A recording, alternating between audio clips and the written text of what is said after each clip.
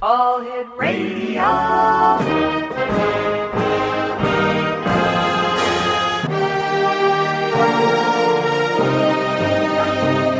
Welcome to the X Zone, a place where fact is fiction and fiction is reality.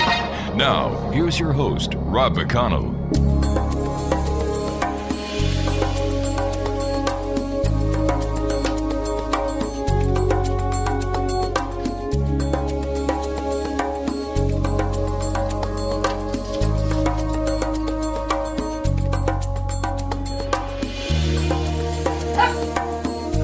Welcome to the X Zone, everyone. My name is Rob McConnell. We're coming to you from our broadcast center in Hamilton, Ontario, Canada, where it's Bring Your Pet to Work Day. And here in studio, I've got two of our three little girls. We have Nikita in studio with us and Lola in studio. And I can't believe it. They're actually behaving today. Hey, it must be a lucky day somewhere. My guest this hour, X Zone Nation, is Betsy Lewis, and we've had the pleasure of having Betsy on the show before. She is an author, internationally renowned psychic medium, and she's done many things. But we're going to be talking to Betsy tonight about her new book. It's out called Mystic Revelations of 13, The Key to Earth's Destiny. And Betsy Lewis, welcome back to the X Zone. Thank you, Rob. Great to be back on your show again. Tell me about your book, Mystic Revelations of 13. Well, it's about so many strange synchronicities with the number 13. Mm-hmm. And I'm really into numerology. So last year was 2013. And let me tell you, there were so many strange things about 2013 that was just amazing. And one of those things is, of course, Pope Francis. He was elected on March 13th of 2013, which totals the number 13. And of course, he at the time was 76 years old, so that totals 13. Mm-hmm. And there are so many strange things about this Pope that he is connected to 13. I think he should be called Pope 13. Pope 13, there's a new one. There you go. Yeah. Why do you think the number 13 played such a significant role in the year 2013? Well, I believe that numbers have power, and what's really interesting is Greek philosopher and mathematician Pythagoras, who he believed that numbers rule all things, and he believed numbers had souls and held magical powers. And I think, the Vatican, I think, the Illuminati, they have always dealt with numbers, certain numbers, 11, 7, master numbers 22, 33, and of course 13 is one of those power numbers. But isn't number 13 associated with bad luck? It is. And it's also, in some countries, it's good luck. Mm-hmm. Well, for example, you had the 12 apostles and Jesus. There's number 13. You've got a baker's dozen, which is number 13. Right. King Arthur had 12 knights, and he would have been the 13th. There's 12 major constellations in relation to the sun, so the sun makes the 13th. And we could go on and on. There's 13 major joints in the body. There's 13 lunar cycles in a solar year. The moon travels 13 degrees across the sky every day. So, my goodness. I know. Do you think this was just a coincidence that the number 13 played such a significant role, or do you think there's more to it? And how will the number 13 play in our destiny?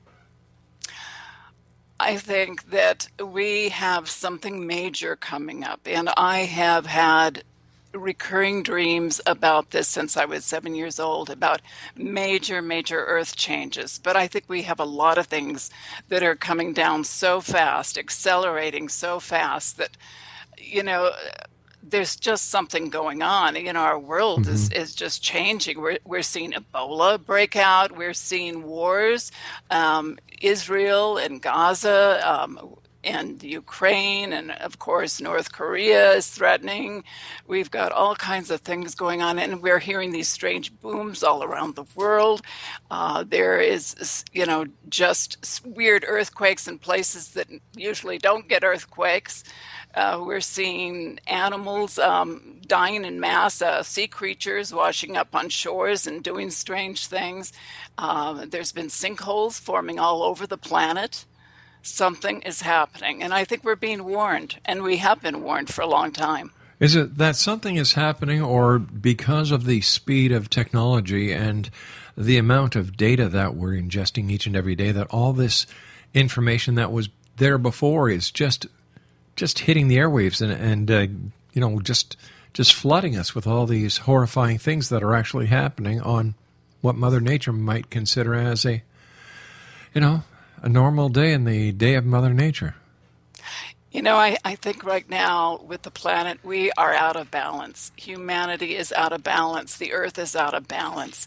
And until we learn to honor and respect Mother Earth, it's going to continue to be out of balance. Everything is going to be out of balance.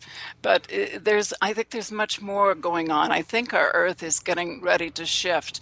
And even indigenous people, like people up in Alaska, the Eskimos, have noticed in the last 2 years that something strange is going on with our sun. It doesn't set in the same place. The stars don't seem to be in the right position. Betsy, we've got to take a commercial break. Please stand by. Betsy Lewis is our guest this hour, www.betsylewis.com.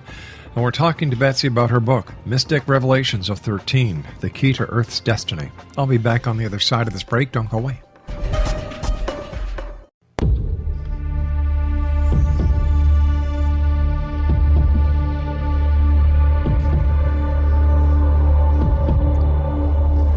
Betsy Lewis is my guest this hour, Exonation, www.betsylewis.com. We're talking about Betsy's book entitled Mystic Revelations of 13, The Key to Earth's Destiny. Before we go any further, where exactly can our listeners get a copy of your book? On Amazon, or on any of the internet bookstores, it's available. Okay. Ebook and softcover. Super. We were talking about the strange things that are occurring around the world, and you were telling us before we went to the commercial break, even about the Eskimos in Alaska are noticing that the sun is not setting in its usual place. What can we do if these changes are already in play? What can we do as humans to either stop it or change it from becoming a catastrophic event? Well, I've always believed that we can alter timelines, that our time and our space is fluid, and we can control things. We can dream a new world into being. The indigenous people have talked about that for eons, that we can dream a new world into being. But, we have to come together en masse to create a new world, and we have to start, respecting Mother Earth, and we're not doing that. We haven't done that in a long time. We're destroying our environment. Our waters are being destroyed, and there's I could go on and on. Our oceans are dying. So we have to realize that Mother Earth is a living organism. She is alive. Everything is alive. Everything has a vibration. And that's something we've forgotten. But the indigenous people know that, and they teach that. If we just need to, I think we're so caught up in our modern world of technology that we've forgotten that everything is alive around us. What do you think, Rob? Well, I think there's more to it than that. I would love to have a simple solution, wave a magic wand, and have all the problems of the earth settled like so many other people would. But the reality of it is we can't. It's going to take a lot of hard work, and no disrespect to the indigenous people. But you know what? When it comes to saving things, just prayer and wishing and hoping is not going to work. I really don't think so? No, ma'am. Really? I really think so. I really don't think that the world out there is let's hold hands, sing Kumbaya, and all the problems are going to be solved. I really don't think so. You look back throughout history, it hasn't worked like that. Well, let me throw something in there for Sure. you. Just when 9/11 occurred, the attack on the World Trade Center, what's really interesting, there were two satellites, weather satellites. They were orbiting Earth. It was GOES 8 and I think the other one is called GOES 10. And what's really interesting is that several days after 9/11 attack, there was a huge spike in the stress waves, and they believe that was caused by human emotion on the Earth's geomagnetic field. I mean, it was just huge. So, human emotion, we have so much energy. I think we, can create all kinds of things. I think in mass, we can change things. I think, just like Apollo 13, it looked like they were doomed. The astronauts are doomed, and people around the world came together in prayer. But it wasn't the people around the world that actually figured out how to get them back to Earth. It was the engineers. No, that's true. It was the engineers and the astronauts themselves. So why do we give all the credit to places where it doesn't belong? Instead of saying it was the 3 astronauts, it was the people at NASA who fixed it. Of course they did. So how do we say it was a series of maybe coincidences that the one astronaut, they thought he had the measles, he didn't, and if he had have gone up there, they probably would have been doomed, maybe, who knows? But he was the one that really helped them, pull everything together and get them back again. So, Apollo 13, of course, they left at 13 Central Time. There was so many things that could have been doomed, but it turned into a lucky number for them. So, okay, let me ask you this. Sure. If, and I'm using this word if in a big way here, if humans have the ability to change things through thought, prayer, and dreams, how come we haven't done it until now? How come the world is in such a mess? How come there's global warming? How come there's hunger? How come there's wars? Congress can't even get along, can they? They can't agree on anything. Yeah, we're not talking politics here. We're talking... No, we're talking about everybody. Nobody agrees on anything, Rob. Does anybody agree on anything now? Well, of course not. We are so disconnected. Nobody can agree on anything. But once again, throughout history, you've seen the same thing. This is nothing unusual for this planet or the species on here. No, it's not. So how can we think, being rational people, that it's going to change? My goodness, you can't even have a peace accord between Hamas and Israel. Well, maybe that's why we have to have these earth changes, that we're here at this time to experience all these things until we learn how to come together, to honor each other, to stop the wars, to stop the environmental disasters. Maybe the earth has to do her thing, and maybe that's our lesson. There's been conflicts throughout time. Crusades, World War I, World War II, Korea, Vietnam, Afghanistan, and the list goes on and on and on. Yes. So what's going to change? Hopefully we will, Rob. Hopefully we will. And maybe we'll awaken. I want to think positive. I don't want to think it's all doom and gloom, because there's 7 million people on this planet right now, and if we continue the way we're going, we will be doomed. I think in order to make anything work to the betterment or to make a positive effect on what you're doing, you have to look back in time. You have to look at history. You have to look at the doom and the gloom to understand what went wrong. And in all scenarios, you've got greed, you've got religion, and you've got politics are the 3 reasons why people on this planet cannot get along. Now, there's no way we're going to solve the problem of religion. That's not going to happen. No. Greed? Maybe. I'm not going to put any money on that one. And politics? That's the only way we can really start to make any positive change. Is the scenario when it comes to politics whether it be municipal, state, or federal, people have to take the power back. People have to say it's not I, the person, it's we, the people. They can make the changes, but for some unknown reason, people have given up the power.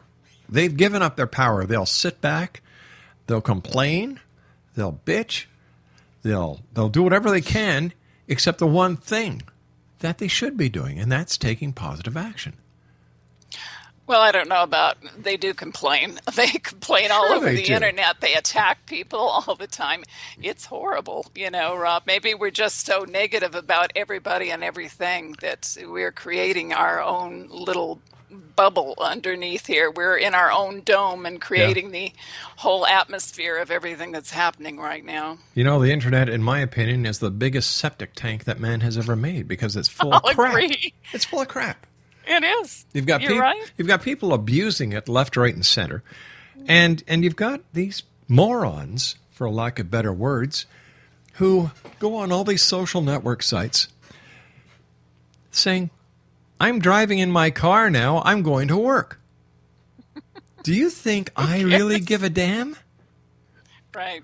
Or a guy takes a selfie of himself driving to work. Well, excuse me, shouldn't you be watching the road instead of taking pictures of yourself? It's no different than the guy who shaves or the lady who puts her makeup on while driving at 60, 70 miles an hour anymore. Right. The world is going to hell in a handbasket. I'll be the first one to admit that. However, I don't think just by wishing and hoping change is going to be made. I think that the people are going to have to band together, decide what they want to do, and take positive steps in making it happen. So you don't believe in the power of prayer or intention or visualization or any of that positive thinking? You just don't believe in it, huh? I don't believe in black magic either. I don't believe in fairies. I don't believe in Santa Claus. I don't believe in the bunny and the Easter rabbit. I don't believe in the Sandman or the Tooth Fairy. I believe in fact. How about aliens? Nope, don't believe in them at all. You don't? No. Oh, well, I've had a lot of experiences, and I think that they came to visit the children of Fatima of Portugal in May 13th of 1917. And I know it was supposed to have been the Virgin Mary that visited these children, but everything indicated from the booms, the clouds, the orb that came floating in from the east that would depart to the east, the sun that seemed to fall from the sky, but was described as a plate of silver with a sharp edge that happened on October 13th at solar noon. I mean, there's just too many strange things. And people have been taking photos for years of UFOs. I know some of them are hoaxed, absolutely. I'd say 99.9999999 are hoaxed. Oh, no, not that many. Oh, yeah. Let me ask you this, then. If UFOs and aliens are real, like the only aliens I think are real are the ones that cross the border illegally, why then haven't they just made themselves known to everyone? Why just a select few? Would you want to make yourself known to this planet? Why not? Why not? If you're giving certain people the ability to see you, and by them not being able to prove the existence to the masses, they're made to look rather silly.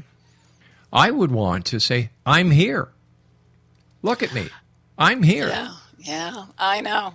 Well, some say the crop circles are telling us that they're here. And I know some of them are hoaxed, absolutely, but not all of them.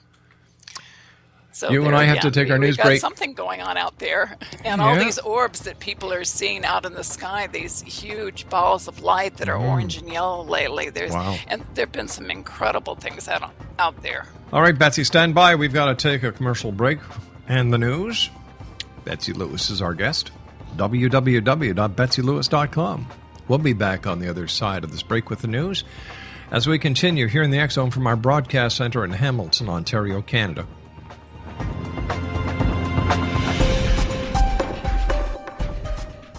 The following program may contain coarse language, violence, nudity, mature subject matter, or scenes which may not be suitable for all viewers. Viewer discretion is advised. This is the X-Zone Broadcast Network, broadcasting worldwide on broadcast affiliates and satellite program providers, including CNN Broadcast Network, Sirius Satellite Network, Star Media, Good News Radio Network, Angel Broadcast Network, Wiki Broadcast Network, and WPBN TV. For more information on the X-Zone Broadcast Network, visit us at www.xzbn.net. Welcome back, everyone. Betsy Lewis is our guest. Her website is www.betsylewis.com. Betsy, why can't anyone provide concrete evidence, physical evidence, to all the claims that are being made about the paranormal, UFOs, ghosts, crop circles, conspiracy theories, cover-ups? How come there's never any tangible evidence? Well, there is somewhat for UFOs. There's been scorch marks. People have been marked. Betty and Barney Hill had marks on them when they came back from their encounter and abduction in 1961.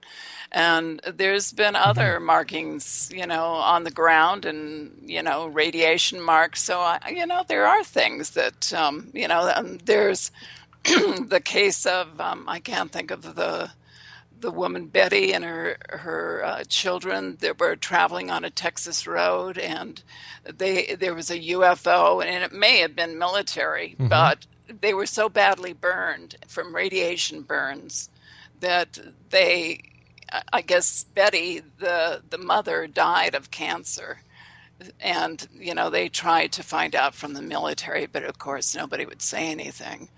But there have been things, there have been physical marks. My parents and I, when I was 8 months old, we were traveling in Idaho and had a UFO experience. We didn't see anything, but we lost 2 hours in time, according to what my parents had told me, or my uncle told me. And it was a horrendous noise that came out of nowhere. It shook the car, and my parents pulled over, jumped out. There was nothing there, and that was the story they had always told me on this lonely road. And then my uncle in 1980 said, "Did they tell you the story?" And I said, "Yes, they did." He said, "Did they tell you they couldn't account for 2 hours?" And I said, "No." Well, highway hypnosis is well known to travelers, where you can actually be driving down the highway and not remember point A to point B. And we know that the medical community and neuroscience is actually telling us that what happens is one part of the brain takes over while the other part of the brain is working on something else. Well, see, my father always knew when they were attending the University of Moscow, Idaho, and they were driving to Twin Falls, which is about an 8-hour drive. And my father always knew what time they would get in, what time he was leaving. He was spot on about that. And so when he didn't get there, we didn't arrive in time to visit my family, my grandparents and aunts and uncles. They were worried that they were in a car accident. They were missing 2 hours in time. So I think that's proof, isn't it? Well, let me ask you this. Yes. The missing time of 2 hours, was that collaborated with by any other member of your family, or was it just your uncle? Well, it was just my uncle. My parents didn't recall that, which is kind of interesting. But he recalled it so vividly. And of course, my grandparents were already deceased, so I couldn't ask them about it. But there was a horrendous noise that came out of nowhere, shook the car. They said it was so frightening. They thought a plane was going to crash on them. But yet when they got out, at the time they got out, there was nothing in the sky, nothing to explain what this horrendous noise was that shook them. So what was it that made you interested in synchronicity, psychic phenomena, UFOs, aliens? What was it that catapulted your interest in this? Oh, my goodness. Well, I have always believed in it. Since I was very young, I just had all these supernatural things happen. My mother said I had invisible playmates, which I described when I was 3 years old. Most kids do, yeah. At age 8, saw my grandfather's spirit. After he had passed away, he stood by my bed and scared me. I've had so many premonitions. I have been saved by invisible hands so many times. So the supernatural is really the most natural thing in the world for me. Saved by invisible hands so many times. Give us some examples. Well, the first event was I was in the first grade, and I stopped at a store to get some penny candy, and I bought one of those big hard jawbreakers, and I put it in my mouth, got on my bike, and started, and I swallowed it. Ooh. I was choking to death, and suddenly I felt someone slap me on the back, and I just, the jawbreaker came loose, and I didn't see anybody around. There was no one there to explain that. Wow. Good thing for you that whoever was there. Yes. And the next event was there had been a big snow storm, and there was a lot of snow piled up on the side of the road. And one day I decided to go out and build a snow cave. I didn't tell my mother where I was. It was probably several feet high, and I dug in, and the whole thing, it was wet snow, and it collapsed on me. And I couldn't move. I was paralyzed, and I knew I was going to die. And suddenly I felt I was lifted up from the snowbank and out of there. Before I knew it, someone had saved my life. So, there's been asthma attacks. I was in a plane that should have gone down during an ice storm, a single-engine plane. There's been so many things, Rob. I feel so blessed. Maybe I've used up all my 9 lives. I don't know. You were a handful as a kid. Yeah. My goodness. I know. My goodness. So where do you think the world is heading? If the world is going to be changing, the only way that I can see Mother Earth or Father Earth, whoever the heck it is, changing it is I have to look at it as a medical problem, which means you have to get rid of the virus. You have to get rid of the germs. You have to get rid of the irritants. And in that case, it's us, we the people, humans. Yes. I think Earth is going to go through a huge transformation. I think we're getting the warnings right now with all the sinkholes and the strange noises that are going on. I think that's all the Earth movement, and the Earth is being stretched in all the fault lines. So when the air above, when it starts stretching the air above, the area is actually slapping together, causing these booms that are being heard all over the world right now. We are being warned that something's going to happen with our planet. And I think, all these things are going to happen, but I think eventually there will be a new world.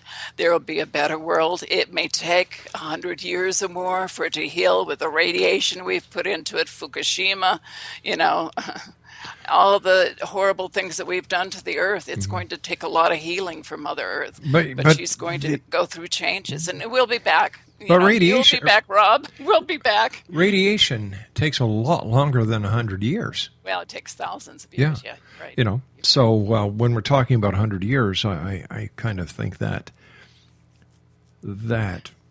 whatever's going to happen is going to happen. A lot of people believe in destiny, that this has all been planned ahead. And my question to them is always, why was it planned to fail? Can you answer that? No, I can't answer that. Rob, I can't answer that at all. I don't have all the answers. I wish I did. I really want all the answers. I keep asking, give me the answers, but I don't. I wish I did. I know that you wrote a book called Communicating with the Other Side, True Experiences of a Psychic Medium. Yes. Those on the other side, do they have any idea of what is in store for us?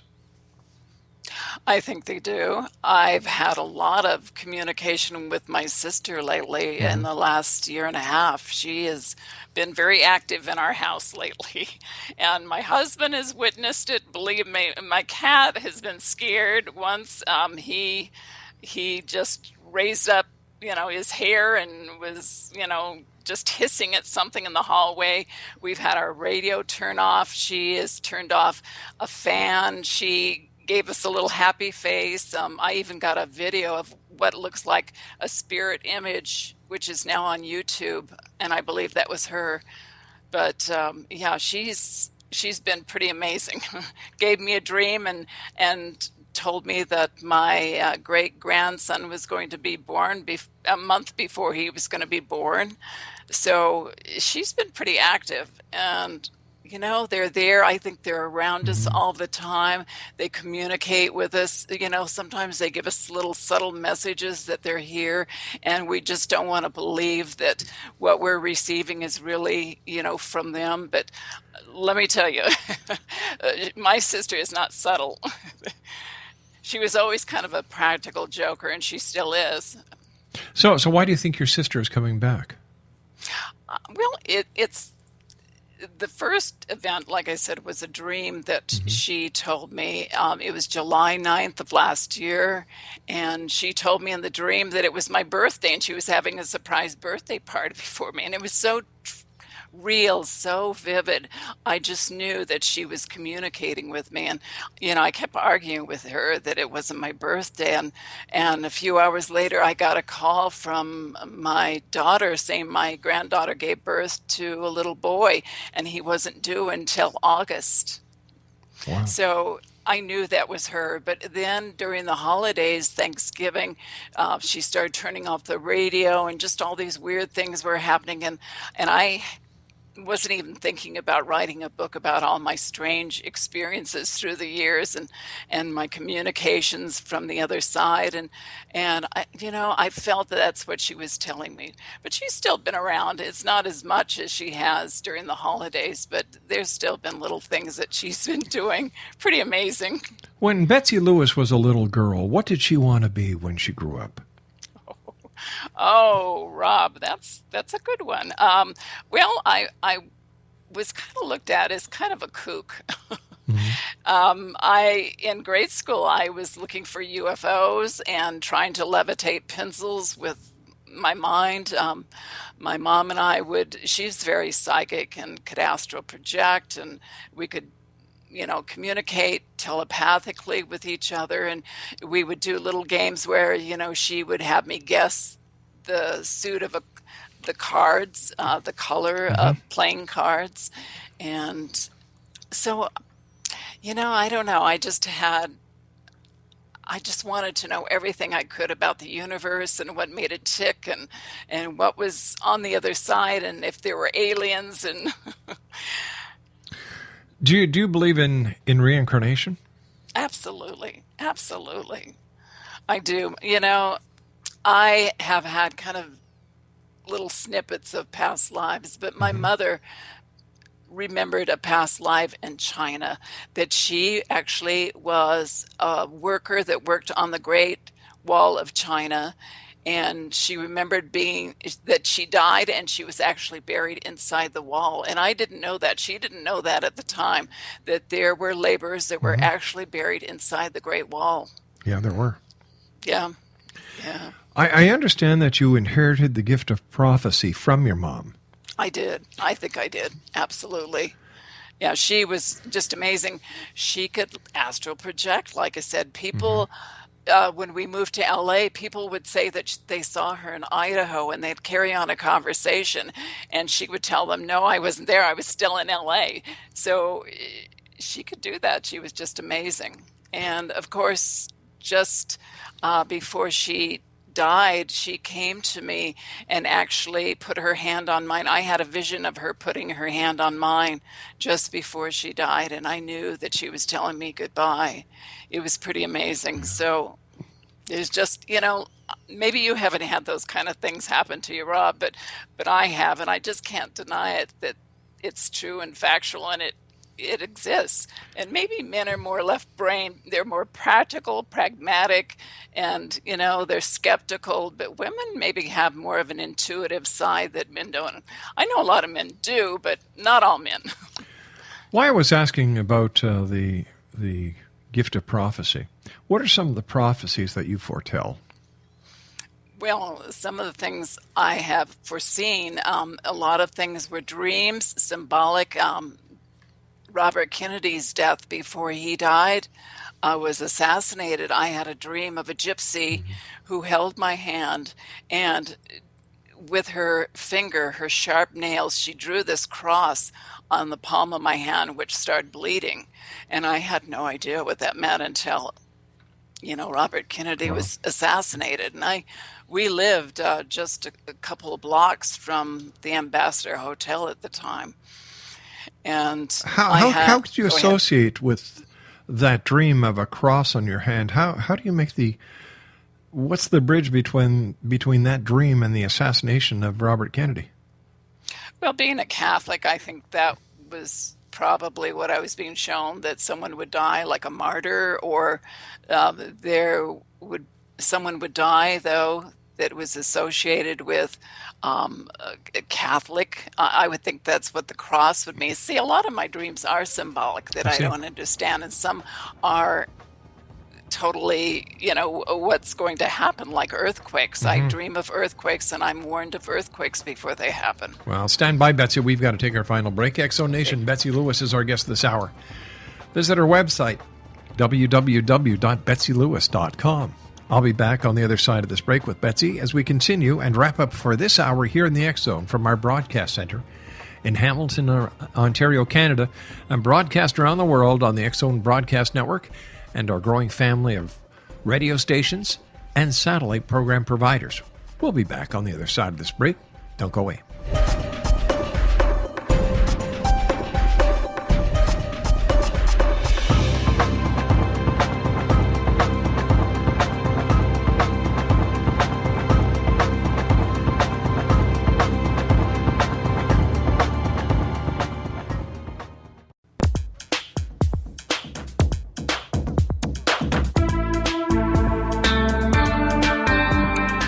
Welcome back, everyone. This is the X Zone. My name is Rob McConnell. By the way, the new X Zone store is now open. It's got some great artwork there. T-shirts, hats, other wearing apparel. We even have clothes for your dog. That's right, because after all, we're a dog-friendly show over here. In fact, I've got two of my three girls right here in the studio with me. It's dog day here at rel-mar. All the people who work here brought in their pet dogs. Mind you, Samantha in Creative brought her iguana. Not a little one. Must be about 3 feet long. Whew. Visit the X Zone store, www.thexzonestore.com. Betsy Lewis is our guest. First of all, Betsy, thanks for joining us. Always great talking to you. Oh, thank you, Rob. Great talking to you, too. You're great to talk to. Thanks, I really enjoy your shows. Well, you know what? I've been doing this for 23 years now. Wow. 23 years. And when I first started this show, everything was, people were saying it's the aliens that were controlling things. Then it slipped over to the angels were controlling everything. And then it slipped over to those on the other side were actually helping certain people on this side. And now it's gone back to aliens. So if you've got somebody who is just coming to you for a reading, how do you explain what is going on in the world based on what they may perceive is the paranormal connection? And as I was saying, is it aliens? Is it angels? Is it those on the other side? Or is it a combination of all? I think it's the whole works, Rob. Wow. I really do. I think there are so many dimensional beings out there and so many dimensions out there that we have no idea. It's like an onion. There's so many layers to our world. There's parallel worlds. I believe that the past, present, and future are happening at the same time. And I believe in time travel. I always have. I don't know why, but I do. And I believe that there are time slips that are happening. I think timelines can be changed. And I think eventually, I think our military's been working on time travel for a long time. I think that's going to be happening in the next few years here. Yeah, you know, you yourself, have you done any time traveling? No, but I did some remote viewing. I think I was at JPL. This was like in the late 70s, where I was viewing Mars with these scientists and these other people that were in this room. It was so real, and they're patting themselves on the back for what they were seeing, and they were seeing three-sided pyramids up there. There was a ramp and something that looked like ram's horns up there. There was a lot of weird things on Mars that I was viewing. Wow. And I have no way of confirming that, but it was pretty real. Betsy, I want to thank you so much for joining us again. Well, Take care of you. yourself. And Exonation, if you'd like to contact Betsy for a one-on-one consultation, or if you'd like to find out anything about her books or about Betsy, she's got a great website at www.betsylewis.com. That's www.betsylewis.com. I'll be back on the other side of this news break at 6.5 minutes past the top of the hour as we continue here in the X Zone from our broadcast center in Hamilton, Ontario, Canada. Once again, the X Zone store is open at www.thexzonestore.com. You can find out all about our merchandise. You can find out how to get the rel-mar multimedia app for your Apple or your Android or your Kindle Fire, right? There we go. I'll be back on the other side of this commercial break with the news as we continue here in the X Zone from our broadcast center in Hamilton, Ontario, Canada. I'll be back at 6.5 minutes past the top of the hour. Don't go away.